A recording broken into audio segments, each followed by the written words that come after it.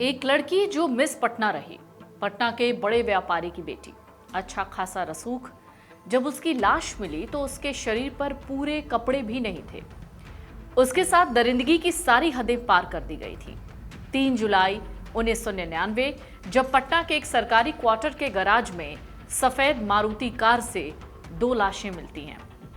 दोनों लाशें अर्धनग्न हालत में थीं। उसकी हत्या मामले में नाम सामने आया लालू के साले साधु यादव का। कौन थी ये लड़की जिसका जिक्र कर प्रशांत किशोर ने जंगल राज के पन्ने खोल डाले? ऐसे में सवाल उठते हैं, आखिर कौन थी पटना की शिल्पी जैन? शिल्पी जैन का क्या था गौतम से रिश्ता? शिल्पी गौतम हत्याकांड में क्यों आया सम्राट चौधरी का नाम? अचानक क्यों ट्रेंड करने लगा शिल्पी गौतम केस? शिल्पी गौतम केस की कड़ी राकेश कौन है? राकेश का सम्राट चौधरी से क्या है कनेक्शन? शिल्पी केस में पीके का दावा कितना सच्चा? पीके के राकेश वाले खुलासे का सच क्या है? साल 1999 का दौर, जब राबड़ी देवी बिहार की मुख्यमंत्री थी, बिहार की पहली महिला मुख्यमंत्री। लालू यादव दरअसल 1997 में चारा घोटाला मामले में जेल गए। उसी के बाद राबड़ी देवी बिहार की मुख्यमंत्री बनी। बिहार की पहली महिला मुख्यमंत्री मिलना भी चर्चा का केंद्र था। लोग उस समय राबड़ी देवी की शिक्षा पर सवाल उठा रहे थे कि आखिर महज 5वीं तक पढ़ी लिखी राबड़ी को सीएम क्यों बनाया गया, कैसे बनाया गया। हालांकि तमाम विरोधों के बाद भी राबड़ी देवी मुखर रही। उस वक्त बिहार में एक ऐसी घटना घटी जिसने सीबीआई की जांच पर भी सवाल खड़े कर दिए। आज उसी घटना का जिक्र प्रशांत किशोर ने किया। उसमें बिहार के डिप्टी सीएम सम्राट चौधरी को घसीट लिया। लेकिन प्रशांत का यह दावा कितना सच्चा है, इसे समझने के लिए आपको शिल्पी और उसके दोस्त गौतम के बारे में जानना होगा। साल 1999 में शिल्पी मिस इंडिया के तौर पर बिहार में फेमस थी। बेहद खूबसूरत, अखबारों में उनके चर्चे होते थे। शिल्पी के पिता का नाम उज्जवल कुमार जैन था, जो पटना में ही कमला स्टोर्स नाम के वस्त्र व्यापार से जुड़े हुए थे। गौतम शिल्पी का दोस्त था, जो राष्ट्रीय जनता दल की युवा शाखा से जुड़ा हुआ था। गौतम के पिता बीएन सिंह लंदन में डॉक्टर थे। पूरा परिवार वहीं रहता, लेकिन 27 साल के गौतम पटना में अकेले रहते थे। वजह थी राजनीति। कहा जाता है गौतम चुनावी राजनीति में एंट्री की फिराक में थे और इसके लिए वो साधु यादव के संपर्क में थे और उसके भरोसेमंद भी थे। वहीं साधु यादव, जो तत्कालीन सीएम राबड़ी देवी के भाई हैं, ये सब जब हो रहा था उस वक्त लालू यादव चारा घोटाला के मामले में जेल में थे। माना जाता है शिल्पी और गौतम एक रिश्ते में थे। 3 जुलाई साल 1999 शिल्पी रोज की तरह रिक्शे से कंप्यूटर कोचिंग के लिए इंस्टीट्यूट जा रही थी। रास्ते में गौतम का एक दोस्त मिलता है। वो कार से था। उसने शिल्पी को कार से छोड़ने की बात कही। गौतम के उस दोस्त को शिल्पी जानती थी, इसलिए वो उस पर भरोसा करके उसकी कार में बैठ गई। शिल्पी गौतम के साथ रहते हुए उसके सभी जान पहचान वालों से मिल चुकी थी, यहां तक कि साधु यादव से भी। दरअसल गौतम के दोस्त ने शिल्पी को इंस्टीट्यूट की तरफ ले जाने के बजाय कार दूसरी तरफ मोड़ दिया। शिल्पी ने वहां पर आपत्ति जताई। तभी गौतम के दोस्त ने उसे फुसलाया, कहा कि वो फुलवारी शरीफ के वाल्मी गेस्ट हाउस ले जा रहा है, गौतम वहीं पर है। शिल्पी ने गौतम वाली बात सुनी और वो मान गई। गाड़ी पटना के बाहरी छोर पर स्थित वाल्मी गेस्ट हाउस पहुंची। तब वहां रेसिडेंशियल इलाका ना के बराबर था, मतलब वो बिल्कुल शांत और खाली इलाका था। हालांकि इसकी भनक गौतम को पहले ही लग जाती है। उसे पता चलता है कि शिल्पी को वाल्मी गेस्ट हाउस ले जाया गया है।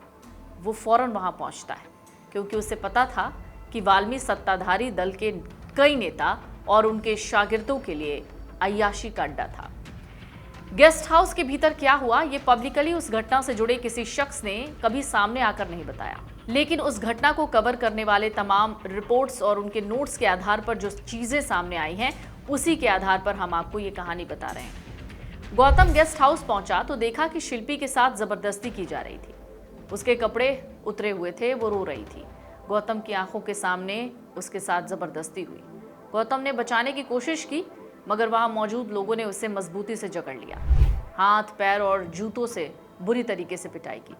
इधर शिल्पी जब ट्यूशन के टाइम से काफी देर बाद घर नहीं पहुंची तो परिवार वालों को उसकी चिंता हुई। तलाश शुरू हुई। जाने वालों के घरों के दरवाजे खटखटाए गए। पता नहीं चला तो शाम 7 बजे पुलिस स्टेशन पहुंचे। मिसिंग रिपोर्ट दर्ज कराई। पुलिस जांच शुरू करती है। इससे पहले रात लगभग 9:30 बजे खबर आती है। कहा जाता है एक बंद गैराज में एक गाड़ी खड़ी है जिसमें 2 लोगों की लाश है। दरअसल पटना के गांधी मैदान के पास विधायकों के कई क्वार्टर्स हैं। उसमें एक क्वार्टर साधु यादव का था। उस वक्त साधु यादव एमएलसी थे। क्वार्टर के बिल्कुल लगते हुए एक बंद पड़ी पार्किंग गैराज थी। उसका शटर बाहर से लगा हुआ था। किसी ने गांधी मैदान पुलिस थाने को खबर दी कि इस बंद गैराज में 2 लोगों की लाश है। पुलिस मौके पर पहुंचती है, देखती है कार में एक युवक और एक युवती की लाश है। गाड़ी का नंबर था BR1J 5001। लाश की पहचान गौतम और शिल्पी के तौर पर हुई। गौतम सिर्फ पैंट पहने हुए था। शिल्पी के शरीर पर केवल टी-शर्ट था और वो भी गौतम का। बाकी कपड़े गाड़ी में जहां तहां बिखरे हुए थे। गौतम और शिल्पी की डेड बॉडी जिस क्वार्टर के गैराज में मिली वो साधु यादव का था। पुलिस घटनास्थल पर जांच कर रही थी। लगभग आधे घंटे बाद साधु यादव अपने कुछ समर्थकों के साथ वहां पहुंचे। हंगामा शुरू कर दिया। पुलिस जब घटनास्थल पर पहुंची तब पता चलता है कि जो लाश अंदर है वो शिल्पी और गौतम की है। ऐसे में पुलिस के पहुंचने के आधे घंटे बाद ही साधु यादव का पहुंच जाना भी हैरान करता है। हालांकि ये आज तक पता नहीं चल पाया कि उस रात पुलिस को कॉल करने वाला शख्स कौन था। गांधी मैदान पुलिस ने उस वक्त जो किया वो बड़ा अनप्रोफेशनल था। कहा जाता है यहां सबूतों के साथ टेम्परिंग हुई, यानी छेड़छाड़, उन्हें मिटाने की कोशिश की गई। कुछ रिपोर्ट्स कहती हैं पुलिस वालों ने कार से दोनों लाशों को बाहर निकाला, उन्हें पोस्टमार्टम के लिए भेजा। जिस गाड़ी में लाश मिली उसको एक सिपाही ड्राइव करके थाने ले गया। इसके चलते उस गाड़ी पर लगे सारे फिंगरप्रिंट्स बदल गए। उसी रात जल्दबाजी में शिल्पी और गौतम का पोस्टमार्टम हुआ। शव का अंतिम संस्कार भी कर दिया गया। गौतम के पिता तब लंदन में थे। उन्हें इस बात की जानकारी तक नहीं दी गई। जब वो पटना आए तब तक उन्हें पता चला कि उनके बेटे का अंतिम संस्कार हो गया है। यहां भी पुलिसिया कार्रवाई पर सवाल उठे। गौतम और शिल्पी की postmortem Patna medical college and hospital PMCH में हुआ। घटना के 25 दिन बीते 28 जुलाई 1999 को विसरा रिपोर्ट सामने आती है। इसमें दोनों की बॉडी में एल्यूमिनियम फॉस्फाइड यानी सल्फास की गोली का अंश मिलता है। इसका इस्तेमाल दरअसल अनाज को बचाने वाले प्रिजर्वेटिव के तौर पर होता है। इसके अलावा कार्बन मोनोऑक्साइड से डेथ को लेकर भी रिपोर्ट नेगेटिव आई। इसके कुछ दिन के बाद कुछ सैंपल्स को फॉरेंसिक जांच के लिए हैदराबाद के centre of DNA fingerprinting and diagnosis यानी CDFD भेजा गया। रिपोर्ट में पता चलता है कि शिल्पी के इनरवेयर पर एक से ज्यादा लोगों के सेमिनल स्ट्रेन यानी सीमेन के स्ट्रेन हैं। मतलब एक से ज्यादा लोगों ने शिल्पी के साथ संबंध बनाए। फॉरेंसिक रिपोर्ट आने के बाद सियासी बवाल तेज हो गया। विपक्ष अब साधु यादव के खिलाफ सड़कों पर उतर आया। सरकार पर उनको बचाने का आरोप लगा। राबड़ी देवी ने जब ये महसूस किया कि सरकार पर इस तरीके के गंभीर आरोप लग रहे हैं, चूंकि वो उस समय मुख्यमंत्री थी और ऊपर से साधु यादव की बहन भी, तो उन्होंने सितंबर 1999 में केस को CBI को ट्रांसफर कर दिया। CBI ने अपनी जांच शुरू की। दरअसल पहले ही पुलिस ने जाने या अनजाने में बहुत सारे एविडेंस को खत्म कर दिया था, इसलिए CBI की जांच फॉरेंसिक रिपोर्ट के आधार पर आगे बढ़ी। एजेंसी ने गौतम के दोस्तों के ब्लड सैंपल लेने शुरू किए ताकि इनरवेयर पर पाए गए सीमेन को मैच कराया जा सके। गौतम के 5 दोस्त मनीष, राकेश, अब ये राकेश वाला नाम आप याद रखिएगा, पंकज, SP सिंह और अशोक यादव के ब्लड सैंपल को CDFD भेजा गया। किसी का DNA मैच नहीं हुआ। शिल्पी के एक चाचा सजल कुमार जैन का भी DNA भेजा गया टेस्ट के लिए, लेकिन ये भी मैच नहीं हुआ। इस बीच CBI ने कई बार साधु यादव से अपना ब्लड सैंपल देने को कहा, लेकिन उन्होंने इनकार कर दिया। तर्क दिया कि उनके खिलाफ साजिश रची जा रही है। अगर ब्लड सैंपल दिया तो उनके खिलाफ कोई बड़ा गेम हो जाएगा। अब आप ये सोच रहे होंगे कि ऐसा कैसे हो सकता है कि साधु यादव ने ब्लड सैंपल देने से मना कर दिया और CBI देखती रह गई। तो इसे समझने के लिए आपको कुछ अधिकारों को समझना होगा। भारतीय संविधान का अनुच्छेद 20(3) अपराधीकरण के खिलाफ अधिकार की गारंटी देता है, यानी आरोपी व्यक्ति को अपने खिलाफ गवाह बनने के लिए मजबूर नहीं किया जा सकता। ये अधिकार आरोपियों को ऐसे सबूत देने के लिए बाध्य होने से बचाता है जिसमें उन्हें दोषी ठहराया जा सकता है। लेकिन कुछ खास मामलों में, खासकर आपराधिक कोर्ट किसी व्यक्ति को ब्लड सैंपल देने का आदेश जारी कर सकती है, मगर CBI ने इस मामले में किसी भी कोर्ट का दरवाजा नहीं खटखटाया था। CBI ने सितंबर 1999, चूंकि इसी समय CBI को ये केस ट्रांसफर किया गया, 1999 से 2004 के आखिर तक मामले की जांच की CBI ने। इस दौरान CBI साधु यादव से सैंपल्स लगातार मांगती रही, लेकिन वो बार बार मना करते रहे और साथ में CBI दूसरे एंगल को भी एक्सप्लोर करती रही।